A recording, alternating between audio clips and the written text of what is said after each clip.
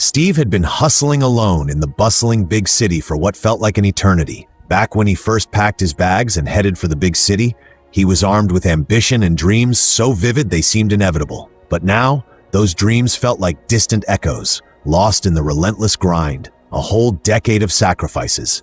He'd scraped and clawed through a tough-as-nails life, juggling endless bills and nursing the scars of a love story that had crumbled to dust.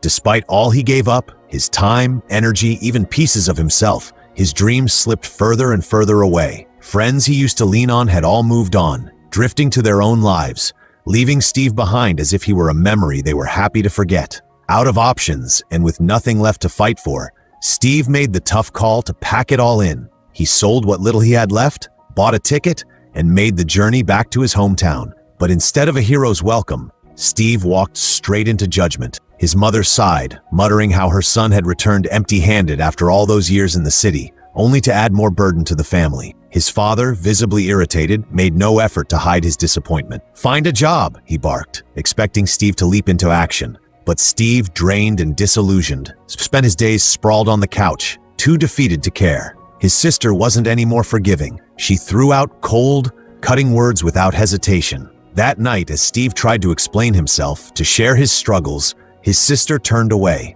her icy indifference like a slap to his face. The next morning, under pressure from all sides, Steve was shoved out the door to hunt for a job. Interview after interview he tried, but luck wasn't on his side. He bombed every attempt, his nerves and self-doubt tripping him up at every turn. Frustrated beyond belief, his father decided to step in. Dragging Steve along, he paid a visit to a friend, a car rental mogul with a shiny reputation. But as if the universe were playing a cruel joke, they arrived in the middle of a full-blown domestic meltdown between the friend and his wife. Eventually, the argument got so heated that the friend had to be rushed to the hospital, leaving Steve and his dad stuck in awkward silence. Out of ideas and running out of patience, Steve's father directed him toward a cashier job at a local store. Reluctantly, Steve queued up, but fate wasn't done with its twists. As he stood there, he ran into Jane, his high school's golden girl. Back in the day, Jane was the shining star, the center of attention, everything Steve wasn't. While he had been the quiet guy who stayed on the fringes, she had owned the spotlight. Time had been kind to Jane. She had become a successful TV reporter, making waves and chasing stories. Seeing Steve in line, she couldn't resist her curiosity, asking him how his life had been after 10 years in the big city. Steve's stomach churned. He couldn't admit to his failures, so he lied. With an awkward smile, he shrugged, claiming he'd retired and was just here for the heck of it. But Jane wasn't buying it. The very fact that he was in that line gave him away. Later that day, Steve returned home, only to face his father's wrath. When asked about the cashier job, Steve dismissed it, saying he wasn't suited for it. His curt response only fueled his father's anger. His father reached for something to throw in frustration, but his mother and sister intervened, stopping him before things escalated. Taking a softer approach, his mother pep-talked Steve down while shopping in the store, offering advice instead of scolding. She told him it was time to step up, to be a responsible brother and a decent role model for his sister. She acknowledged he was old enough to shape his life however he wanted, but reminded him that setting a good example mattered. Then, as a lighthearted endnote, she plopped down in the massage chair she always wanted and joked about how she'd be grateful if Steve bought her one someday. Before Steve could fully process the day, his phone buzzed.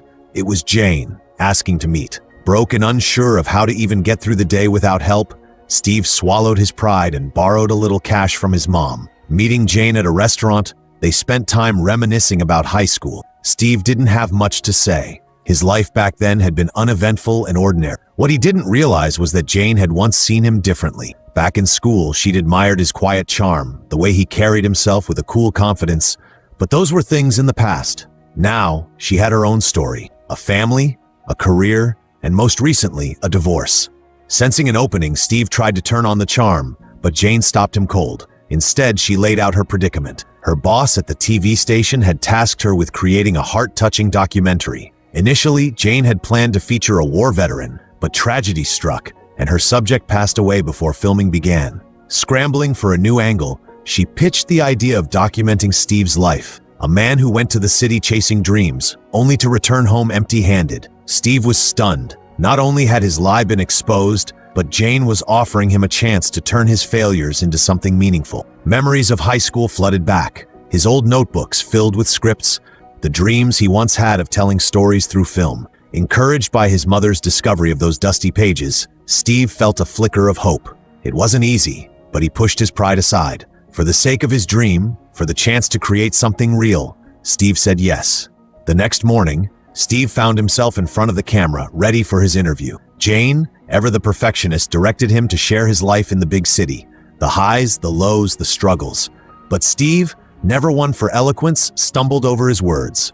Take after take, Jane tried to coax the story out of him, but his awkwardness proved too much. Frustrated, she eventually gave up on the idea of focusing solely on Steve. Instead, she shifted her lens to his family, hoping to capture a more emotional angle. But that plan backfired spectacularly. To his family, Steve was nothing more than a failed middle-aged man, a disappointment who had returned home empty-handed. Desperate to salvage the project, Jane resorted to staging a scene where Steve handed his mother money, supposedly earned through hard work. In reality, the cash was just a prop, a hollow gesture for the sake of the documentary. Jane's boss wasn't impressed. He tore into her work, dismissing the documentary as nothing more than a dull portrayal of an unemployed man. Knowing this wouldn't work as they imagined, he gave her more time to figure out a new direction. Jane, determined to turn things around, sat down with Steve to brainstorm. She didn't sugarcoat her critique, calling his life uneventful and uninspiring. Steve, knowing it was all true, had no defense. Then Jane remembered the script book Steve's mother had shown her, a collection of stories Steve had written back in high school. One story, a touching tale of an elderly couple's love, stood out. Jane suggested they turn it into a film. Steve, energized by the idea, gathered his family to discuss the plan. He pitched it as foolproof, a chance to create something meaningful, but he needed their help. His mother and father to play the lead roles, and Wanda to assist with the production. His family agreed, but only on one condition. Steve had to fund the project himself. With no money to his name, Steve scrambled for a solution. He decided to sell an antique vase from the house, hoping it would fetch enough to cover the costs. But at the pawn shop, the owner dismissed the vase as worthless. Defeated, Steve took it back home. Seeing her son struggle, Steve's mother stepped in. She handed him a book from the cupboard, and inside, Steve found a wad of cash. It was his mother's savings, offered to him as the capital for his film. With the funds secured, Steve dove into preparations. But there was one major hurdle. His father refused to act, claiming he couldn't perform in front of a camera. Steve was on the verge of giving up when his mother suggested an alternative. She introduced him to Harry, an old friend and a former theater actor with a reputation in the sub-district. Harry, she believed, was perfect for the role. Wasting no time, Steve brought Harry on board, and the shooting began. Despite the tight budget, the production exceeded Steve's expectations. His mother and Wanda embraced the process, enjoying every moment. But challenges cropped up. Technical issues like dead batteries and a camera that refused to cooperate. Then there was Steve's father, whose jealousy over his wife's chemistry with Harry caused tension. At one point, his father even banned filming at home, claiming his acoustic club needed the space for practice. Steve, unwilling to argue, agreed to relocate the shoot. But the new location brought its own problems. As the camera rolled, a security guard interrupted, demanding a permit to use the space. Steve, thinking on his feet, tried to bribe the guard with a cigarette and even offered him a role in the film. Unfortunately, the plan fell flat. Out of options, the team returned home, setting up the shoot on the balcony. But Steve's father, still stewing in jealousy, confronted them. He argued that it was inappropriate for his wife to act alongside another man, especially in intimate scenes. Steve, caught in the crossfire, suggested his father take the lead role if he was so uncomfortable. Ignoring the drama, Steve pressed on, driven by his dream. That night, Steve revised the script, struggling to adapt it to the realities of the shoot. Jane, noticing his frustration, offered to help. Together, they read through the script, their focus shifting from the words to each other. Their gazes met, a moment charged with unspoken emotions. Whether it was admiration or something deeper, neither could say. As the project neared completion, Steve's dream was finally within reach. But behind the scenes, Jane had been recording every moment, capturing the raw, unfiltered reality of the journey. Among the footage was a moment that would haunt Steve forever. The discovery that his mother had passed away. The entire filming process came to an abrupt halt, overtaken by a tragedy far greater than any production. Steve's mother had passed away, her sudden departure delivering a crushing blow to the family. For Steve, it was a loss that left him feeling unmoored. But for his father, the grief was utterly debilitating. He spent days in the funeral home, motionless in his chair, clinging to the impossible hope that his beloved wife would somehow return. Meanwhile, on the other side of town, Jane's documentary about Steve's life was finally complete. Yet instead of feeling pride or relief, she was overwhelmed by guilt. This wasn't the kind of project she had envisioned. Jane resigned from her position, not because she didn't want the promotion, but because she couldn't accept an achievement that had come at the expense of her friend's suffering. To her, the documentary was no longer a piece of work. It was a painful reminder of how she had inadvertently exposed Steve during one of the darkest times in his life. In her eyes, Steve had transformed from just a subject of her story to someone who truly mattered. The guilt of hurting him weighed heavily on her heart. Back at home, Steve and Wanda were stunned when they saw Jane's documentary broadcast on TV. It chronicled everything: the struggles, the heartbreaks, the raw moments that Steve thought had been private. Their family became the talk of the town, but while the attention made Steve uncomfortable, his father seemed fixated on something else entirely. Every night, he watched the documentary over and over again, focusing solely on the scenes where his wife appeared. It was as if those fragments of her presence offered him a small solace amidst the overwhelming grief. For Steve, life felt heavier than ever. The laziness that had once defined his days gave way to an emptiness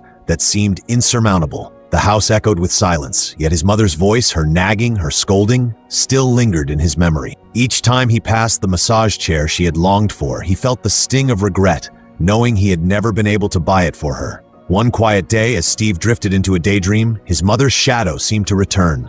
Memories of her filled his mind, how she'd always taken care of the house with dedication and pride, even though she had once been a top graduate with numerous career opportunities.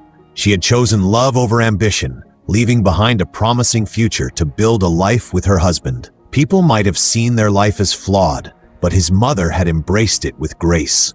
Steve remembered asking her why she believed women needed to be educated, and her chuckling reply, not to outshine their husbands, but to raise their children well. In that vision, Steve also asked his mother why he had turned out to be a failure. Her response stayed with him, a gentle smile, her gaze filled with understanding as she said, "Success isn't always about money or possessions, and failure isn't always a bad thing. Never lose yourself chasing after what others think you should achieve. True success is bringing happiness to others."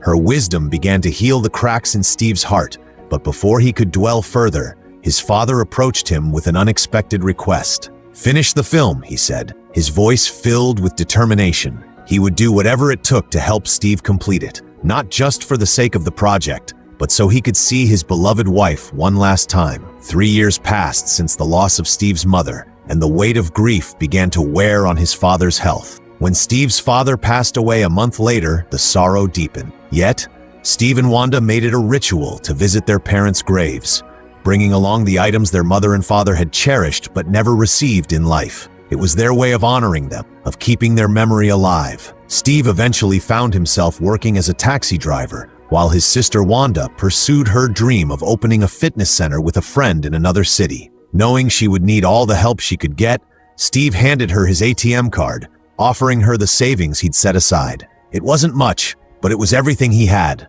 a gesture that spoke of his quiet love for his sister. Wanda, taken aback, finally understood the depth of her brother's care and affection. One ordinary day, as Steve drove a passenger through the city streets, he spotted Jane. She had returned to her husband and was surrounded by her children, radiating happiness.